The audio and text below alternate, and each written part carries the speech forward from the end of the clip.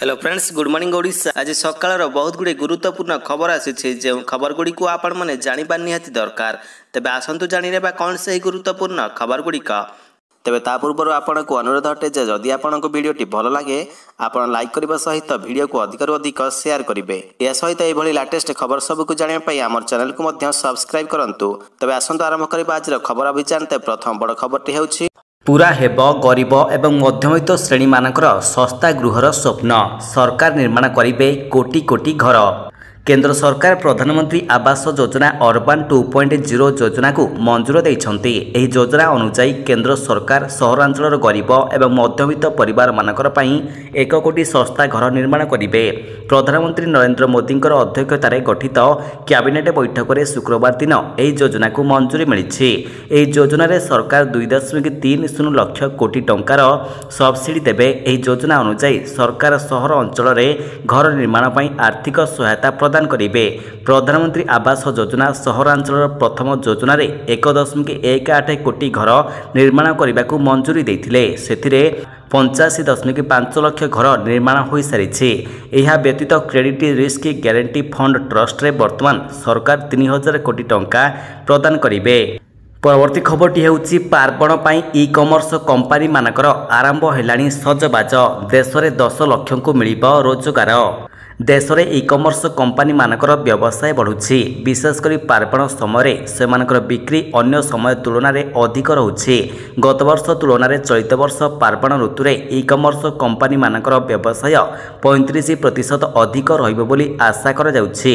तेबे एहाकु दृष्टि रखी सेमाने बहु अधिक संख्यक गिग वर्कर्स मानकु नियुक्त देबे। कर्मचारी परिचालना कंपनी टीम लीज सर्विसेस आकलन अनुसार ई कॉमर्स कंपनी गुड़िक एथिपाई अधिक नियुक्ति देबे। ऑनलाइन रे ग्राहक मानकर अतिरिक्त क्रय चाहिदा को पूरण करने पाई सेमाने 10 लाख गिग वर्कर्स एवं 2.5 लाख ठिका श्रमिक नियुक्ति देबे। तेबे ग्राहक मानकर निकट में सहजरे एवं ठीक समय सामग्री पहुंचाइबा को निश्चित करने पाई सेमाने एभली पदक्षेप नेबे। परवर्ती खबरटी हेउछि केंद्र कैबिनेट रे बड़ घोषणा। SC/ST कोटा मध्य कौनसी क्रीमी लेयर रे नाही प्रावधान। अनुसूचित जाति और अनुसूचित जनजाति भितर रही स्वच्छल वर्ग मानकर पई अन्य एक कैटेगरी क्रीमी लेयर व्यवस्था रखा सुप्रीमकोर्ट को सांविधानिक खंडपीठ निर्देश देथिबा बेले यह असंवैधानिक बोली केंद्र कैबिनेट निष्पत्ति नेछि। डॉक्टर BR आंबेडकर को प्रणीत भारतीय संविधान रे SC और ST भितर अन्य एक कैटेगरी करिवार प्रावधान नथिबा कैबिनेट कहिछि।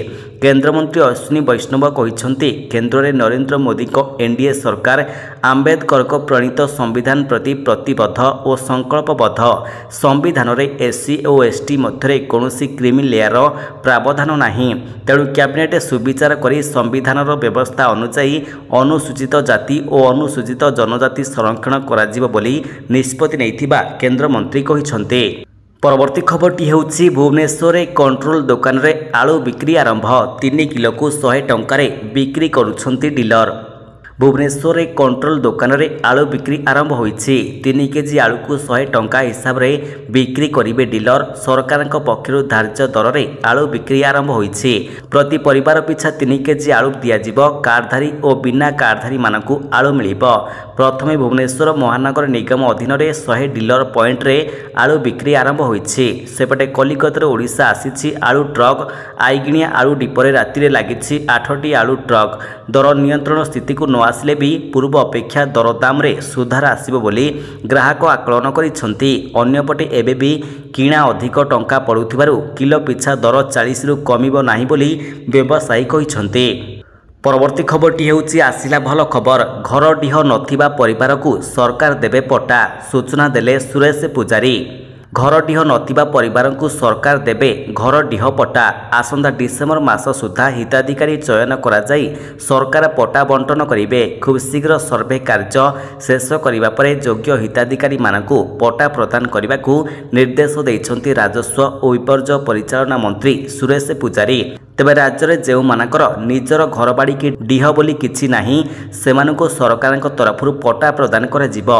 एने मंत्री कहिसंती 2018 रे होइतिबा सर्वे रे जो माने घर पट्टा पाई नाहंती एबे भी घर डीह शून्य रहिसंती सेमानकु यथाशीघ्र पट्टा प्रदान करने को निष्पत्ति नेइछंती सरकार।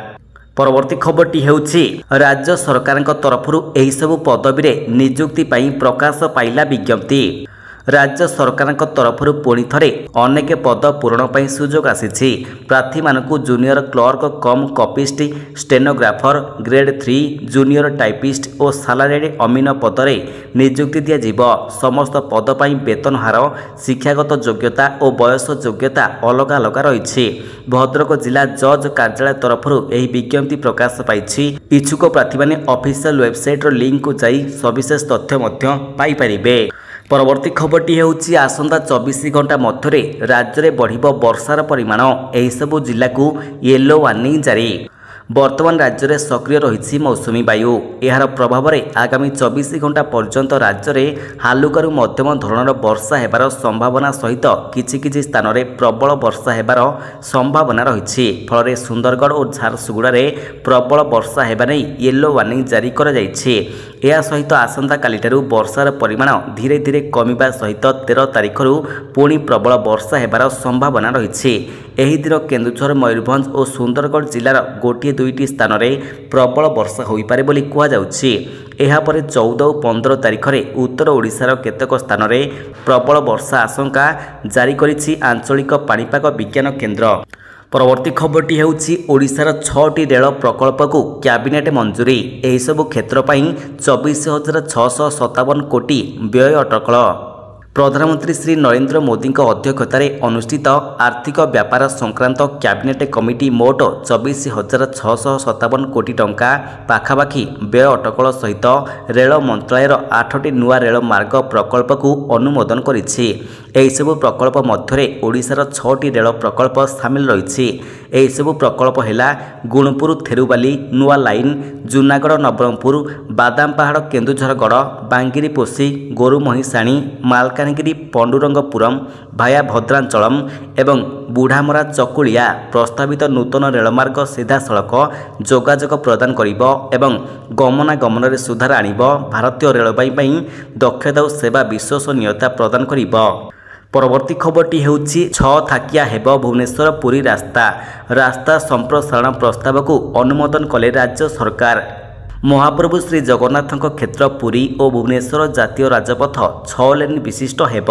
चंडीखोल रोड और बड़बिली मध्य रास्ता मध्य 6 लेन हेब। ओडिशा सरकार एही रास्ता संप्रसारण प्रस्ताव को अनुमोदन करी जातीय राजपथ प्राधिकरण निकट को पठाइथिबा जणा पड़िछि। राज्य सरकार भुवनेश्वर पुरी 316 नंबर जातीय राजपथ एवं चंडीखोल रोड और बड़बिली रास्ता को 6 लेन विशिष्ट करने सहित उभय रास्तार उभय पार्श्व 2 लेन विशिष्ट सर्विस रोड निर्माण करने प्रस्ताव को अनुमोदन करिसेंति। एही प्रस्ताव संपर्क में राज्य पूर्त विभाग पक्षरु जातीय राजपथ प्राधिकरण को अवगत कराजिबा सहित प्रकल्प कार्यक्रम पई परवर्ती पदक्षेप नेबाकू अनुरोध कर जायछि। परवर्ती खबरटी हेउछि एणिकी बैंक अकाउंट रे रही परिबे 4 जण नोमिनी। संसद रे आगत हैला बैंकिंग लॉ बिल।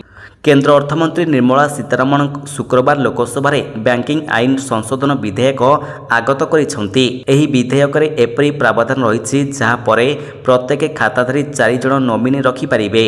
जमाकारी मानकु उत्तम सुरक्षा सुनिश्चित कराइबा एवं ग्राहक सुविधा बढ़ाइबा बैंकिंग आईन संशोधन बिल उद्देश्य रही। अर्थ राष्ट्रमंत्री पंकज चौधरी एही बिल आगत करथिले। एथिरे रहितिबा व्यवस्था अनुसार जड़े अकाउंटधारी 4 जण को तांकर नोमिनी रखि परिबे। दाबीदार नथिबा लाभांश अंशधन एवं सुध बा फंड रिडेम्पशन को निवेशक शिक्षा और सुरक्षा पांठी बा आईईपीएफ स्थानांतर करा जाई परिबो। व्यक्ति विशेष उक्त पांठीरू निजर अर्थ दाबी करि परिबे। परवर्ती खबरटी हेउछि रक्षाबंधन अवसर में एहीपरि मेसेज ठारू रुहंतु सावधान नचेत खाली होई पारे आपणकर अकाउंट। रक्षाबंधन पई आउ किछि दिन बाकी रही। भाई और भौणीकर एही विशेष पर्व को दृष्टि रखी बजार गुड़िक मध्य सजाई हेबार लागिछि। जो भाई माने काम हेतु निजर भौणी मानक ठारू दूर रहिछन्ति सेमाने सेमानकु पार्सल माध्यम राखीर उपहार पठांती। किंतु साइबर ठक माने मध्य एही विशेष पर्व उपरे नजर रखिछन्ति जाके गोटिए भूल हेतु आपणकु स्वीकार करिबो एवं आपणकु जणा पड़िबो नाही। रक्षाबंधन को दृष्टि रखी साइबर ठक पुणी थरे सक्रिय होइछन्ति। एथर सेमाने इंडिया पोस्ट माध्यम लोक मानकु ठकुछन्ति।